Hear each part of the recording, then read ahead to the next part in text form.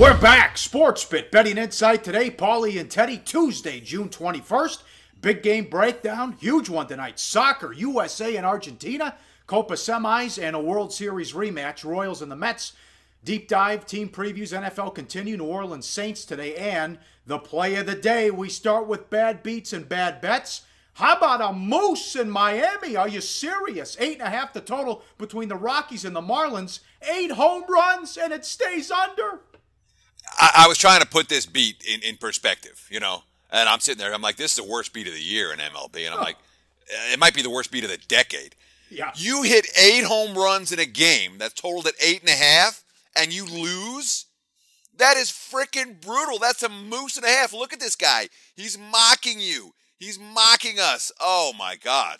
That, my friends, is a very, very, very tough beat. I don't know how else to say it. It's, you know, sorry if you had it. You know, 8 homers can't get over 8.5. That doesn't happen. No. And look at the tweet. The tweet even says it doesn't happen. All it's 8 never runs happened in MLB came via history. solo home run. It's the most solo home runs in a game in MLB history in which they accounted for all the runs. That tweet is from ESPN Stats and Info. Staggering. Unbelievable. Cannot believe it. Yeah, let's give him another moose picture, man. We got to throw a couple of these. They're all over, yeah. This is a good shot. This is a moose of all mooses. This is, and again, you know, when you have a beat like this, it's not going to make any headlines. No one's going to, if you didn't watch the game or pay attention to the game, you just see a final score doesn't mean anything. Right. But if you had the over and you're watching all these home runs, oh my God. Oh. Brutal. Yes, I'm totally with you on that one. That it was, yeah. Bad bet. How about the Phillies? They were betting the Phillies, and they were betting against Shelby Miller, who pitched well. Yeah, they're betting again. And look, I mean, this was a huge syndicate move. Of course, some of it was no Paul Goldschmidt, and they bet, you know, when someone's sitting, when a big hitter like Arizona had and Goldschmidt's out, the markets move very quickly. Some of the money came in just against Shelby Miller. Of course, Miller, who opened the season 1-6 with a 7.09 ERA, and a couple of good starts in the minors. Well, he worked 6.2. Coming back to the bigs, and he had his best stuff of the season, no question. But the thing that baffled me, again, Arizona minus 115 to Philly minus 130. That's a lot of money. That's a big move. The Phillies have the worst record in baseball since May 20th. The time to bet Philadelphia was early, not now. They're 1-11 their last 12. They're 6-24 their last 30, and they were minus 130 by first pitch. Yeah, that's a bad bet from the syndicates. Bad beat? Maybe. If you had tickets to the game or you wanted to watch it on television, Strasburg was scratched about an hour before his start against the Dodgers, but you're supposed to list pitchers, Teddy. Yeah, you got to list pitchers in baseball. I mean, if you're not listing pitchers, you're setting yourself up for problems. And most bettors do. They do it automatically. All the run line bets always have listed pitchers. All the parlay bets always have listed pitchers. So, you know, Strasburg gets scratched, and it was a late scratch. It was just over an hour, as you mentioned, before the first pitch, replaced by, Petit, right? Yeah, exactly. Petit. I want to call him Pettit. No, that's Andy Pettit. Yasmil Petit. And all of a sudden, the new line is LA minus 300. The total, instead of 5.5, is 6.5. Yeah. So if you bet those Kershaw and under parlays we've been telling you about every time he pitches, if you bet him earlier in the day, guess what? Tough beat if you didn't get a chance to put those bets in again because they didn't win, all scratched. So obviously, Dodgers and under, once again, cashes the winning bet with Kershaw on the hill. But it was the kind of game that you had to bet twice if you listed those pitchers. And this one hurt my feelings. Just a bad beat. The Red Sox at home, 1-1, bottom of the ninth, bases loaded, nobody out, and they don't score. And then the White Sox get 2 in the top of the 10th, and they win 3-1. The last time that happened to the Red Sox, 2010, when they had the bases loaded with nobody out. They score, they win, they're at home. They fail to push a run across. Tough one there. Yeah, and the bases got loaded up on walks, and then Zach Duke came into the game. Strikeout, fielder's choice, ground out, and then another strikeout. Duke getting her done. Get her done. 11-year vet. And he never really made it as a starter. He was in Pittsburgh forever and kept on being one of these guys that's supposed to get it together and never did. He's been a solid relief arm the last couple of years, and certainly got the job done against the Red Sox. Sorry you took this wrong end of that one, Paul. Not a happy occurrence. And follow us on Twitter at Paulie Howard with a Y and at Teddy_covers. 2 Twitter questions that we're going to answer here. Teddy, how about number 1? And we talked about that great run the Twins had where they were, I think, 10-0-1 to the over. When do you get off of that train when a team's on a streak like that? When do you get off of streaks?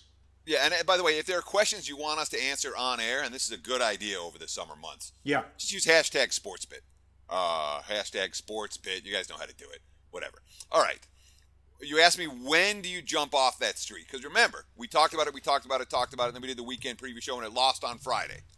And then, of course, it won again all weekend. But after the Friday, and the answer to that question is, when do you stop riding a streak? Mm-hmm. Whether it's overs or unders, and particularly, let's just talk about overs here.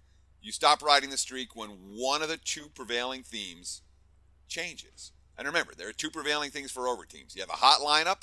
If that hot lineup goes cold, boom. You're done. You're done with that riding that trend. Yep. If the other good commonality with the over teams is the bad bullpens, the bullpens that have been overworked because of consistently poor efforts from the starters. If all of a sudden the starters come in and throw a couple of gems and the bullpen's all rested and ready and good to go, well, that's a streak you might not want to stop riding. Of course, if nothing changes, if the lineup stays hot, if the bullpen stays bad, you can ride it for weeks on end, Paul. But if the Twins' bats go cold, or if their starting pitching gets better and that results in their bullpen getting better, you leave this run alone and start looking for a new one. But bottom line, we talked about it when it was, I think, 9-0-1. It's 13-1-1 last 15. Jeez. So I'm not getting off it necessarily, Yeah. even after one or two weak offensive showings from the Twins, especially with Minnesota's bats coming back alive over the weekend. They hit 4 home runs on Saturday and scored 7 on Sunday. All right, good breakdown there. Question number 2, second tweet. Our play of the day Friday was Rangers-Cardinals over, and it finished 1-0. Do you ever get embarrassed when you are on a bad run or you have a wrong side loser like that? Embarrassed? No, because I certainly don't like it. But if you're going to do this every day, you have to accept the fact you're not going to win every bet. Nobody does. Nobody will.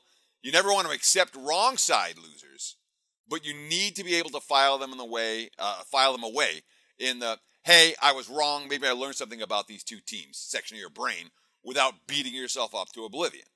You know, I never like a loser. I never like a wrong side loser. But as for being embarrassed, hell no. You know, I do our work. You know, I do my work, Paul. You do your work. We do our work before the show, before the games. We come up with the best analysis we can. Sometimes it's wrong. You know, as long as I trust my process and recognize that little edges over time is the reality of sports betting long-term profitability. This isn't some Hollywood BS get-rich-quick scam. You know, if you're not picking dead wrong sides on a daily basis, there's no reason to be embarrassed. Now, if you are picking dead wrong sides every day, or if you don't do your work, or if you come up with some BS play that was dead wrong, but there's reason to be embarrassed. But not when I'm breaking down the game. I think I see an edge and I'm wrong. That happens. Now, if you're picking wrong sides every day and just getting your butt kicked, you got two choices. You either get better or you find another hobby. Hopefully this show can help you find those legitimate edges.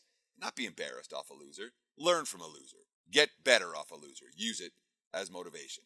There's my 2 cents, Paul. Yes, very good. All right, we love the Leicester City story. Now can USA shock the world? The Copa semifinals and big game breakdown. And we preview the Saints coming up on SportsBit. Betting Insight today. Always on the go? Bet365 has one of the top mobile platforms in today's market. Sign up today and don't let your busy life keep you out of the game. All right, big game breakdown. Remember, live odds, sportsbookreview.com. Copa semis tonight, 6 o'clock Pacific, from Houston, Argentina against Team USA. And our graphics people are going to love us here. Argentina, minus 240 in full time, minus 450 to advance. USA plus $7 take back, draw plus 350. The total is 2.5 goals, over $1.20. Goal line, Argentina minus 1, minus 140. USA plus a goal, plus $1.10. Only the second tournament meeting between the two teams since 1995. The first match was 4-1. Argentina in Copa America in 2007. Argentina outscored opponents 14-2 so far, Teddy. Yeah, but here's the quote from Klinsmann, the coach of the teams. He's telling us what's up. We are not scared of them at all. We admire their players. This is now a special moment. I told the players yesterday before we started training, this is a once-in-a-lifetime opportunity. Now, you got in the semifinal, you made yourself proud, but now go for more. We are ready to bite, to fight, to chase them, to be all over them.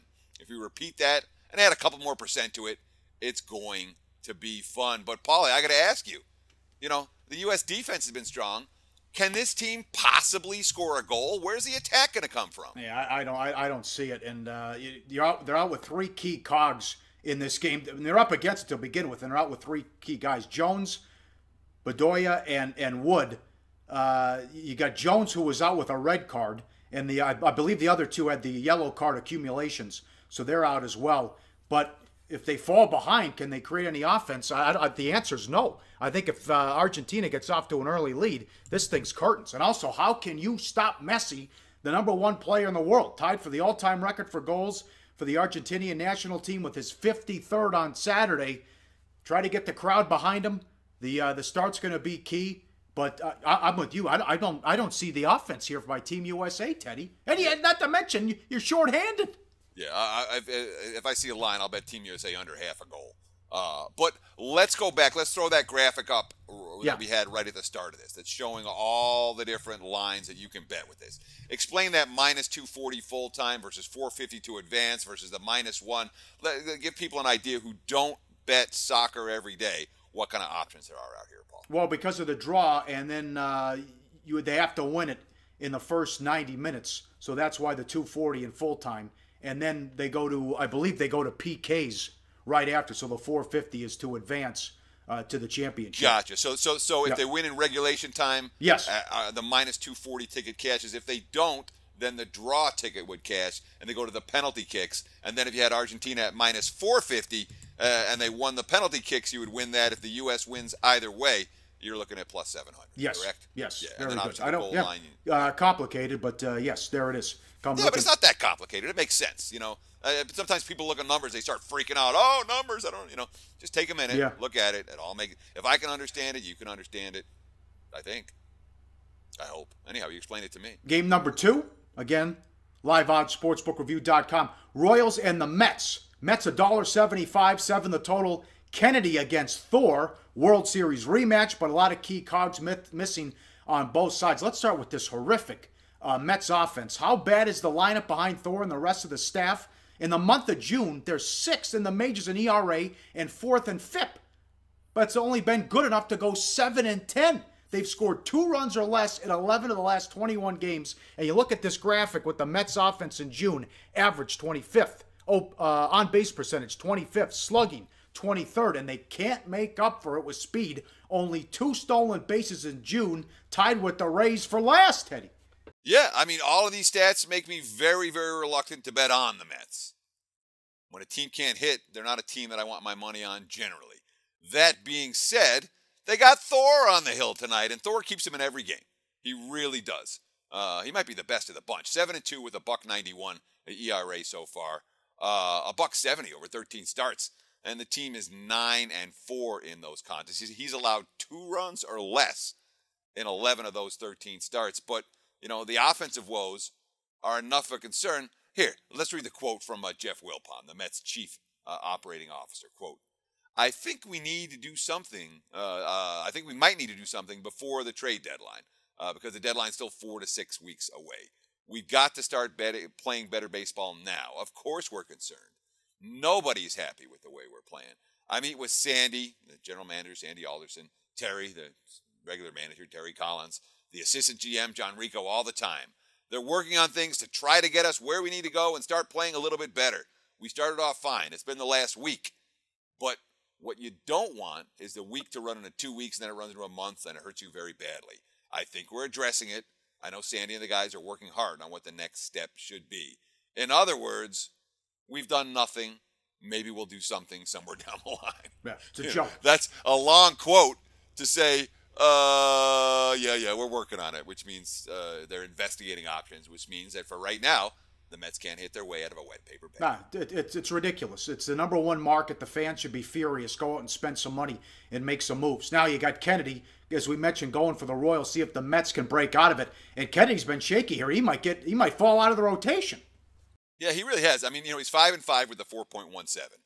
The team is 8-5 in his 13 starts, but the home runs are a big, big concern for Ian Kennedy, particularly as the heat picks up in these summer months. Home runs allowed over the last 2 years. Look at the graphic. You don't want to be on this list. Ian Kennedy at the top, along with James Shields. We talked about him a fair bit on SportsBit the last couple of weeks. Yeah. So he's giving up dingers. The home run to fly ball ratio. Again, Ian Kennedy on the wrong list. When they're hitting it in the air against him, they're getting it out of the park. And of course, the last 3 starts, it's been even worse. He's allowed 8 home runs in just 18 and a third innings of work. And 8 different hitters have done it, He survived in Kaufman Stadium because the ball doesn't carry well in Kaufman Stadium, but he's given up 13 dingers in 46 innings of work on the road. He knows his job. This is a guy that's supposed to keep the team in the game, eat up some innings, and turn it over to the bullpen. But right now, Ian Kennedy has been struggling even to do that. That being said, that Royals bullpen ERA remains number 1 in baseball, even though they screwed us last week. Number 1 in baseball with a 2.75 ERA. Worth noting they're the only team, Paulie, that has a bullpen ERA of below 3.00. Once again, live odds, sportsbookreview.com. Up next, team previews, New Orleans Saints and the play of the day on SportsBit. Betting insight today on SBRpicks.com. Go to SBRodds.com. Browse, compare, and shop live odds available at top online sportsbooks. We continue with the NFC South about the New Orleans Saints today. 2016 Saints over under 7 wins. There's a lot of 6.5s out there too. 6-1 to win the division. In 2015, 7-9 straight up, 8-7-1 ATS, and 9-6-1 to the over. Yeah, you look at the mainstream numbers, Paulie, and the team looks reasonable in some regards. They were +2 in turnovers last year. They finished with the number 2 offense in the NFL.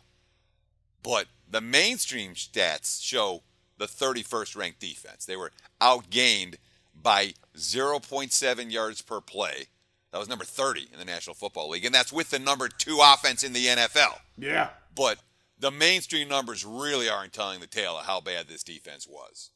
The 31st ranked defense was actually one of the worst defenses in NFL history last year. Here's a quote from Bill Barnwell. It puts up very good advanced metric stuff over at ESPN.com. Quote, "It's not just they were last in DVOA, that's defensive value over adjusted, standard advanced metric defensive stat, or the best advanced metric defensive stat. It's not that they were last in DVOA. The Bears, who were 31st in defensive DVOA, were closer to the Patriots in 12th place than they were to the Saints in 32nd, meaning there was an enormous gap between 31 and 32, and the Saints were way at the bottom. New Orleans allowed a 78.8 QBR to opposing quarterbacks, which means the average passer against the Saints, Paulie, would have been the 2nd best quarterback in football. Jeez. That's ugly defense. Yes. Rob Ryan out, Dennis Allen in as defensive coordinator. What do you think of that move, and what other moves did they make on defense? Well, Ryan had to go, and of course Ryan, upon leaving, does his best to throw everyone under the bus. Yeah, That's what right. he does. Dennis Allen, look, the defense can only get better, in theory. But do I trust Dennis Allen is going to turn this defense around immediately? No. They brought in Nick Fairley to shore up the defensive line. They drafted defensive tackle Sheldon Rankles, number 1, out of Louisville. He's a guy who's drawn Aaron Donald comparisons. They signed James Laurinaitis in free agency to be their starting middle linebacker. Every one of them's an upgrade. But that being said, the D still has issues all over the secondary. They still lack quality depth everywhere. Mm-hmm. And even with Dennis Allen, Paulie, it's hard to picture any kind of dramatic improvement. And they're in salary cap hell. Their defense stinks, as we mentioned, and they signed Kobe Fleener to 5 years, $36 million. They didn't restructure Breeze's deal. He'll make $30 million this year, most in the NFL. Manning's number 2 at $24 million. He led the NFL in passing yards last year, but he's 37, and they went 7-9 each of the last 2 years despite his big numbers. Top 10 offense each of the last 10 seasons. You got to worry about where's Peyton's head at, too, if he's just there for the big paycheck now, because that guy can do anything he wants because he delivered a Super Bowl. Well, exactly. Let's be perfectly honest. From a visual perspective, and from what I was reading last year, Peyton and Breeze both, they talked the talk, they didn't walk the walk. I did not see much fire in Sean Payton's belly last year or Drew Brees. They looked to me to be a little bit fat, a little bit happy, and very, very rich. And there's nothing wrong with that, but Peyton just signed a 5-year extension. Brees is the highest paid player in the NFL this year, and their defense is going to require extraordinary offensive production to win games. So when you don't have the coach with the fire in his belly or the quarterback with the fire in his belly, that's definitely a concern for me. And a big part of the reason why New Orleans has their season win total, as you mentioned, 7, even a lot of 6.5s out there at this stage of the offseason. How about the schedule? Well, last year, it was right about the league average. And this year, it's pretty much on par with last year, right about the league average. I mean, they have a really tough 6-game stretch right after the bye. They play Carolina twice.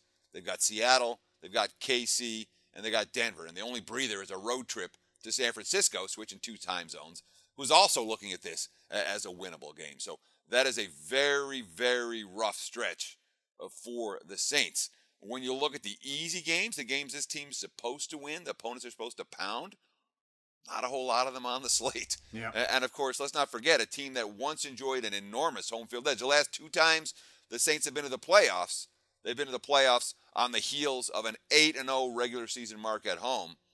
The last 2 years, they're a sub-500 team playing at the Superdome. I can only look under here. Yeah, I don't want this team over the total. I'm not excited about New Orleans. Yes, Tampa Bay Buccaneers tomorrow. All right, money time. Play of the day. Back to Copa semis with Argentina and USA. Betting number 26517. Argentina minus 240 to beat USA in full time. A lot of friends that I talk to are soccer experts, and they say, the only time I'll use it here, that we have no chance. We have no chance in this game. It's a mismatch going in, and we're without at least 2 key guys, and we're shorthanded. Argentina, the play of the day. We're back tomorrow on SportsBit. Remember to tweet us at Paulie Howard, at Teddy_covers. SportsBit, betting insight today on SBRpicks.com.